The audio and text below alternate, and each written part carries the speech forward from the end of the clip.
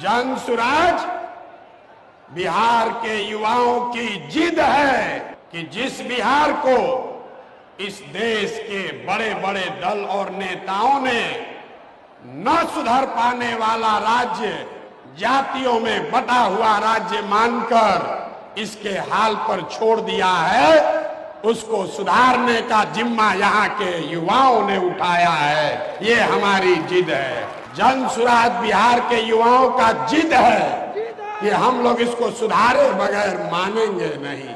जन सुराज बिहार के युवाओं का संकल्प है कि अगले 10 बरस में, याद कर लीजिए, लिख लीजिए, अगले 10 बरस में देश का सबसे गरीब और पिछड़ा राज्य बिहार, इसको देश के 10 सबसे अग्रणी राज्यों में शामिल कराकर ही दम लिया जाएगा। होना चाहिए कि नहीं होना चाहिए? उठाइए हाथ जिसको जिसको चाहिए, उठाइए हाथ। होना चाहिए कि नहीं होना चाहिए? होना चाहिए। अभी पूरा नहीं हुआ। जन सुराज यहाँ के युवाओं का जिद है, हम लोगों का संकल्प है, लेकिन जन सुराज एक व्यवस्था भी है।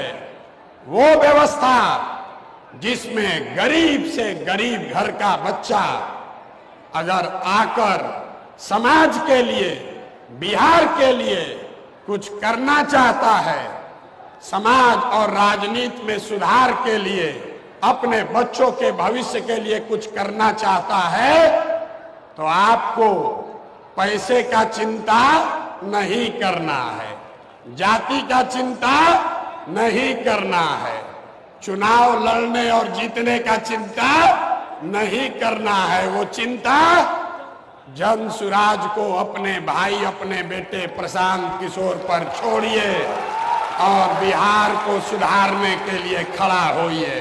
खड़ा होने के लिए तैयार हैं कि नहीं हैं?